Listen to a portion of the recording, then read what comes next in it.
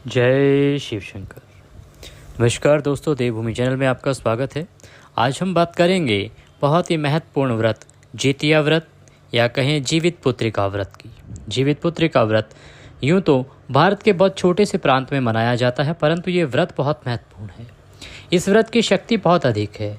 ये जो व्रत है वो माताएं बहनें अपने संतान की लंबी आयु के लिए, उनके अच्छे स्वास्थ्य के लिए करती हैं।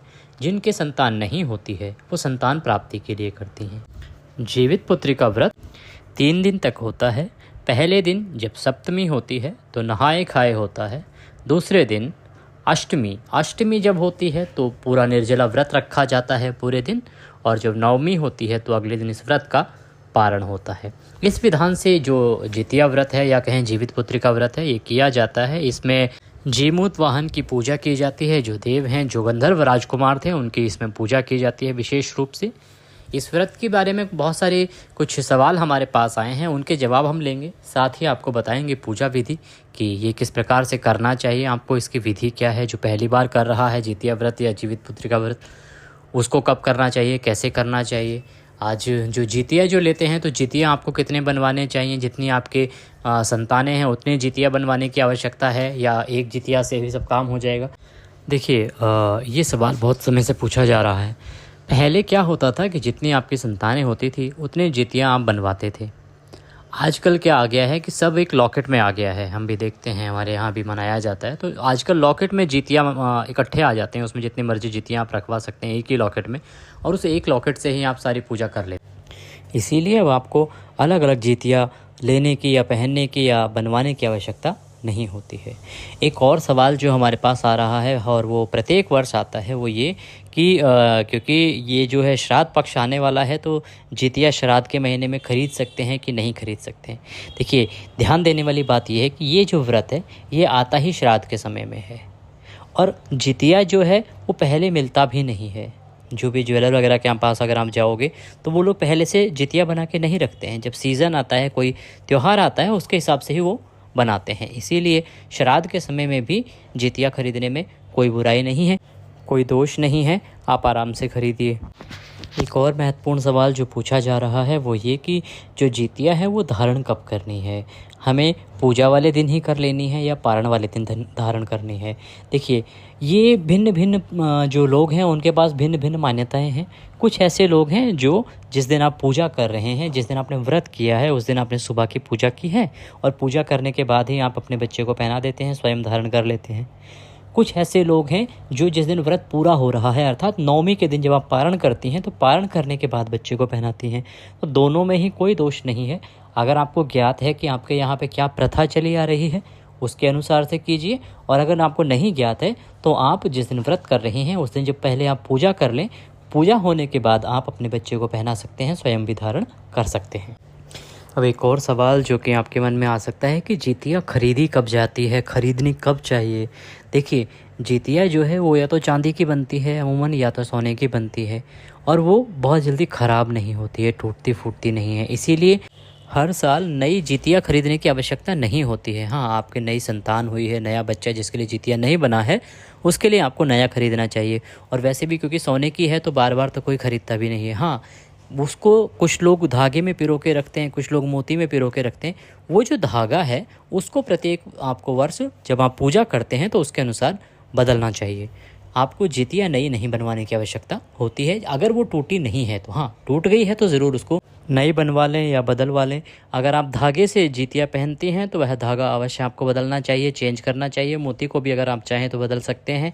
और अगर आप सोने चांदी, क्योंकि हर किसी का बजट नहीं होता, अगर सोने चांदी की जितिया नहीं है, आपकी धागे की जितिया है, तो कोई बात नहीं, फिर आप हर साल नई जितिया बना के और उसकी पूजा करके धारण कर सकते हैं। एक सवाल ये भी आपके मन में उठ रहा होगा, क्योंकि हमारे बहुत सारे दर्शक हैं जिनके मन में है, हमारी बहुत सी माताएं बहनें हैं जिन्होंने ये सवाल पूछा है कि जितिया देता कौन है, अर्थात जितिया जो है वो किसके द्वारा दी जाती है। देखिए, वैसे तो जितिया देने का जो दायित्व बनता है वो बनता है सास ससुर का। उसमें भी सास जो है वो बहू को जितिया देती है, क्योंकि उनका जो परिवार है, उनका जो कुल है, उसको आगे बढ़ाने का कार्य बहू करती है और उनका परिवार जो है आगे बढ़ता है। इसीलिए सास के द्वारा जितिया दी जाती है। परंतु अगर किसी की सास ना हो या वह जितिया देने में सक्षम ना हो तो वो स्वयं भी जाके खरीद सकते हैं, उसमें कोई दोष या परेशानी की बात नहीं होती है। एक और सवाल कि जितिया जो है उसको कब उतारना चाहिए, कितने दिन तक धारण करके रखना चाहिए। जितिया जो है उसके लिए ऐसा कुछ नहीं है कि कोई विधान हो कि इतने दिन आपको रखना ही रखना है। आम तौर पे लोग क्या करते हैं, जिनके जितिया पुराना होते हैं या पुराने डिज़ाइन के होते हैं, वो पूजा वाले दिन पहनते हैं, अगले दिन पारण वाले दिन पहन के रखते हैं और उसके बाद उतार देते हैं। जो लोग नई जितिया बनवाते हैं तो वो, अगर उनको लगता है डिज़ाइन बहुत अच्छा है, उनके मन में है, तो वो महीने भर भी पहन के रख लेते हैं। तो इसीलिए इसका कोई ऐसा विधान नहीं है कि आपको इतने दिन रखना ही रखना है। हाँ, आपने जब पूजा की है और जो पारण कर रहे हैं उस 2 दिन तो आपको रखना ही चाहिए। अगर आपका पूजा वाले दिन बनता है तो पारण वाले दिन के बाद ही आप उसको उतार के रखें। हमारी कुछ माताएं हैं जिनके मन में सवाल आया है कि जो जितिया है क्या हम उसे मंगलसूत्र के साथ पहन सकते हैं क्या, क्योंकि गले में तो हमने मंगलसूत्र पहन रखा है। देखिए, मंगलसूत्र जो है वो आपके पति के लिए है और जितिया जो है वो पुत्र के लिए है, इसीलिए आप दोनों को एक साथ धारण कर सकते हैं गले में, उसमें कोई दोष नहीं है, कोई परेशानी नहीं है।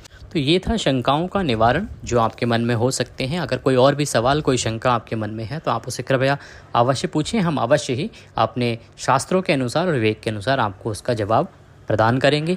अब बात करते हैं कि जितिया का व्रत करना कब है, विधि क्या रहेगी। देखिए, जितिया के व्रत का जो दिन रहेगा वो रहेगा 24 को आप नहाए खाए करेंगे, 25 को आपको व्रत करना है, 25 को अष्टमी है इसलिए, और 26 को नवमी है, आप 26 को व्रत का पारण करेंगे। अष्टमी वाले दिन आपको सूर्योदय से पहले उठना चाहिए। उठने के बाद स्नान आदि करके सूर्य नारायण भगवान को जल देंगे। जल देने के बाद आप पूजा के लिए एक चौकी रखिए, उस पर जी मूतवाहन जो हैं उनकी प्रतिमा रखिए, एक चील बनाइए, एक आप सियार बनाइए जो कि आप गाय के गोबर का या मिट्टी का बनाएंगे, और आपको इन तीनों की ही पूजा करनी है।